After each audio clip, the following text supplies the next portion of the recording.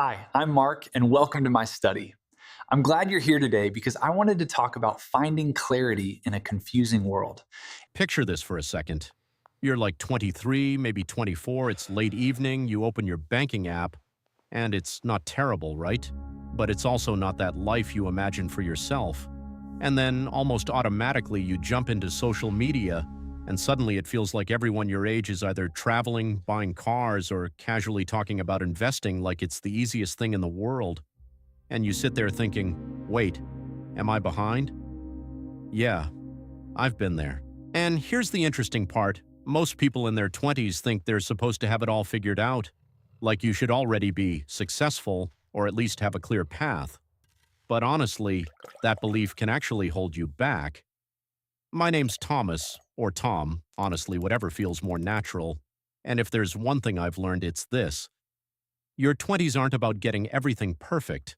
They're about building a foundation, not a perfect one, just a solid working one. You might be thinking, okay, but what does that actually mean? What do I do right now? And that's a really good question, because it's not about knowing everything. It's about hitting a few key milestones and hitting them early. And the crazy part, most people miss these, not because they're not smart, but because no one really explains them in a way that actually makes sense. So let's just figure this out together. The first milestone, and this is way more important than people realize, is simply building the habit of investing, not the amount, not the strategy, just the habit. A lot of people say, I'll start investing when I make more money. And yeah, that sounds logical. But your brain doesn't really work like that.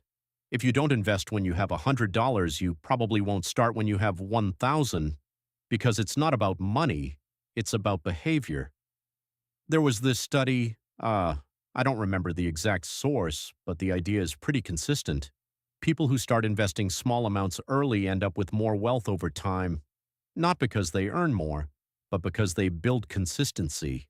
And consistency, that's where things get powerful. Let me show you something simple. Imagine you invest $100 a month starting at 22 years old, and you earn, say, 8% annually. By the time you're 32, that's roughly $18,000 to $20,000. And yeah, you might be like, that's it? But hold on. Keep going until 42, that's closer to 70 or 80,000. And by 52, you're looking at over $180,000. Same contribution, just time doing its thing. And this is the part people underestimate. Time is either working for you or against you. And in your 20s, you have something incredibly valuable. Time you cannot buy later. I used to think I needed the right moment to start, like everything had to be lined up perfectly, and that moment never really comes. The second milestone, building an emergency fund. I know it sounds boring, like really boring, but it's one of the most powerful things you can do, because money isn't just about growth, it's about peace of mind. Imagine having 3 to 6 months of expenses saved. What changes? Well, first, you stop panicking when something goes wrong, but more importantly, you start thinking differently.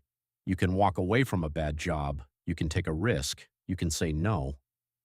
I like to call this walking away money, not because you want to quit everything, but because you can. And that changes how you show up in life. And that leads into the third milestone, controlling your spending, but not in a restrictive, miserable way. A lot of advice focuses on small stuff. Don't buy coffee. Come on, it's not about the coffee. It's about the big decisions, like cars. This is such a common one. You're 24, maybe you're earning more and you want something to show for it. So you buy a car for $20,000. Now let's be honest. With insurance, maintenance, and depreciation, that could easily cost you $25,000 to $30,000 over a few years. Now compare that to buying something for, say, $8,000 or $10,000 and investing the difference. That extra $10,000 to $15,000 invested at 8% over 20 years could turn into $50,000 to $70,000. That's one decision, and I'm not saying don't buy the car. I'm saying understand the trade-off. Because every dollar you invest in your 20s, it's like a tiny worker, working for you, quietly, consistently. I like to think of it like pushing a boulder uphill. At the beginning, it's heavy, it barely moves. But over time, it gets momentum, and eventually, It starts rolling on its own. That's investing. And if this kind of thinking resonates with you, feel free to subscribe or like the video. I try to break this stuff down in a way that actually makes sense, like a normal conversation, not some complicated financial lecture.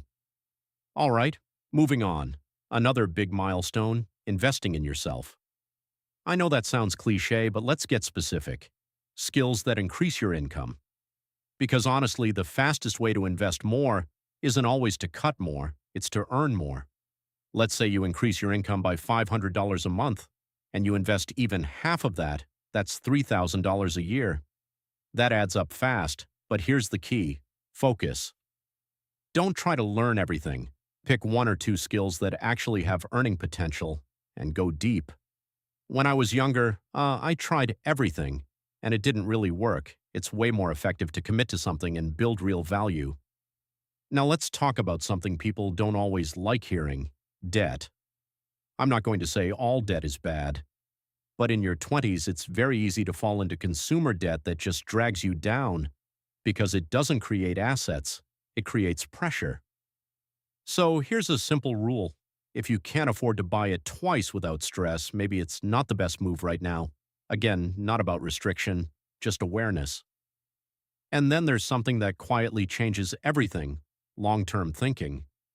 Most people think about money short-term. Can I get through this month? But a more powerful question is, what does this decision look like 10 years from now? That shift changes everything. You start seeing choices differently, not just spending, but opportunity, not just today, but the future. And yeah, you might be thinking, but I also want to enjoy life now.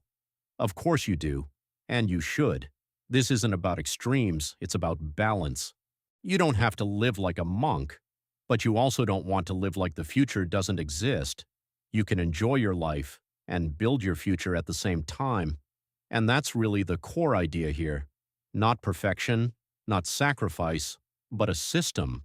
A system where investing happens automatically, saving happens automatically, and you still have money to live. Because motivation fades, systems stay. And one more thing that's easy to overlook: your environment. The people around you shape how you think about money. If everyone around you is living paycheck to paycheck, that becomes normal. But if you start surrounding yourself, even digitally, with people who think long-term, who invest, who grow, that starts to influence you. You don't need to change your entire circle, just add new inputs, books, podcasts, content. And over time, your thinking shifts. It doesn't happen overnight, but it works. So if there's one thing I want you to take from this, it's that your 20s aren't about being a perfect investor. They're about doing a few key things. Start investing, build an emergency fund, control major expenses, invest in yourself, avoid bad debt, think long-term. That's it. Simple, not easy, but simple. And you're not behind. Even if you're 27, 29, you're still early. The best time to start was a few years ago. The second best time is now. And before we wrap this up, drop a comment and tell me which one of these feels the hardest for you right now. I'm actually really curious. Just remember, you don't have to do everything at once. One step is enough to start. Your future self is going to thank you for it.